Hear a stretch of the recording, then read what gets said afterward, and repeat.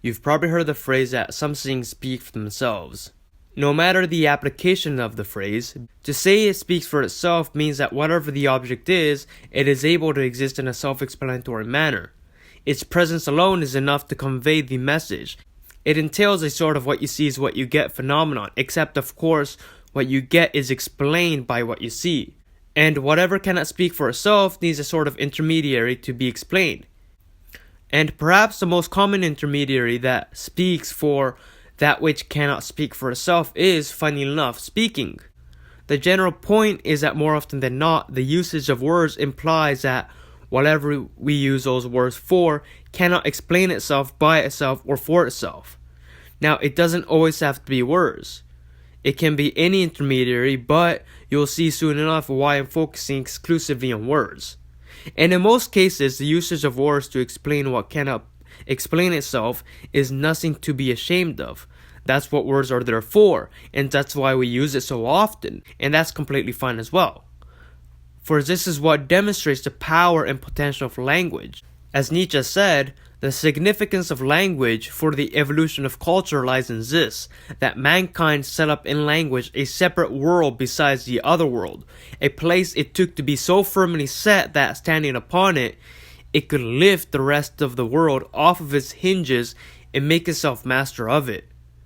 So the takeaway here is that language has immense potential, and the everyday usage of it in order to compensate for that which cannot speak for itself is, because of its commonality, nothing to be ashamed of. Or so it seems, until I read Yukio Mishima's autobiography, Sun and Steel. It was through reading the autobiography that made me realize that though words can often speak for that which cannot speak for itself, there is one thing above all else that ought to speak for itself, and this was of course yourself. I am making this video to go over what it means to not be able to speak for yourself, because this is just not talking about having someone else speaking for you. It strikes at the much more fundamental level of having no self in the first place. We'll start the video by focusing around Mishima. We will detail how he tried to express himself and how this determination to do so made him lift weights. On the very first page of the book, Mishima writes how for him, the flesh came much after his words. Unlike most people, for Mishima, words came first and the body reluctantly followed.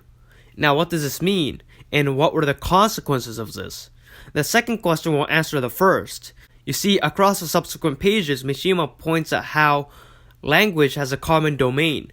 This is due to the fact that words are something that is used to communicate. This implies that what the words are used to communicate is a phenomenon that already exists between people. This is easily provable with a simple thought experiment. For you to tell someone something, that thing must first be conceived as an idea. After all, how can you possibly talk about what you cannot even conceptualize?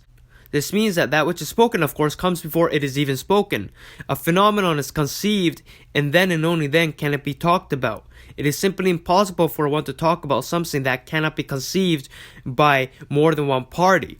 In other words, language is a common domain, because if it is only privately understood by a single person, then he is not able to communicate, and therefore it no longer functions as a language. Language only functions if it is understood by the parties that uses it. This is exactly why Mishima talks about a certain lack of purity about his words, because Mishima claims to not have his flesh formed before his words. What constituted him was essentially a common property, for we have established that words are essentially just that, common property. So essentially, when Mishima says that the flesh came after the words, he is saying that his sense of self as distinct from everyone else was delayed. It was out of this that he decided that he needed to assert and establish the flesh, which is to say, to become someone.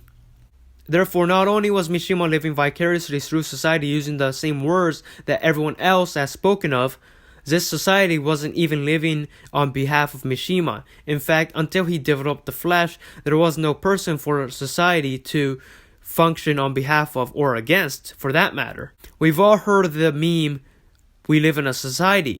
But this very phrase implies that, first and foremost, we live. For Mishima's case, at best the phrase would be we live through society, and at worst, simply society. Mishima was tired of living after the fact.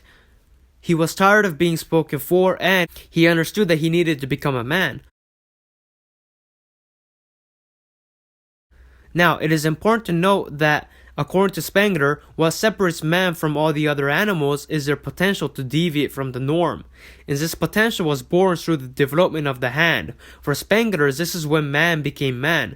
With the hand, we are able to quite literally construct the reality around us, building tools, weapons, and the infrastructures that comes with it. In other words, we have become creative.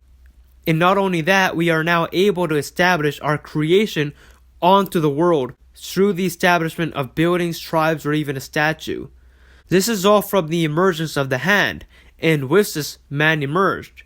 Obviously, it should be understood that the hand that Spengler talks about represents the wider context of the entire body, the flesh, the body that can construct, move, and of course build and become creative. So whereas the usage of language implies the existence of a we, the usage of the hand implies the existence of an I.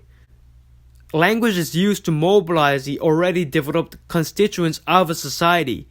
Language is used to apply the individuals, but the hand is what made the individuals individualistic from each other. Therefore, in Mishima's case, because he claimed that language came before the flesh, this is to say that the common property of language had nothing to apply. It had nothing to develop. It had nothing to mobilize. And if you think about it, historically, the hand certainly came before the word. This is corroborated by Mishima's claim that first and foremost, the body comes before the language. In fact, according to Spengler, this was the way man historically unfolded. Now, Mishima, being the exception, did not qualify as a man by Spengler standards. He was still like the bees that Spengler had talked about, for they were damned to make the same honeycombs as they always had done. For, like Mishima, the bees lacked the creative hand to make their own lives and liberate themselves from the fate of the herd. Mishima, too, in not having his body developed, not having his hand developed, was not able to liberate himself from the herd. He had to submit to the organizational instincts of society, and he had no personal autonomy of his own.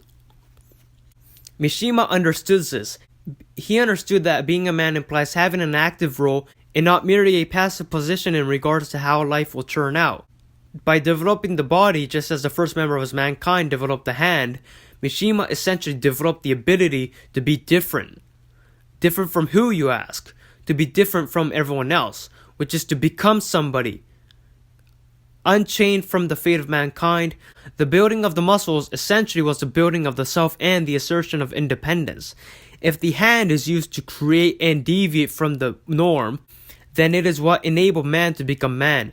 And this is what enabled Mishima to speak for himself. And it was for this that Mishima took up bodybuilding, to develop the man behind the techniques, the speaker behind what was spoken, the writer behind what was written, and of course above all, the sun behind the steel.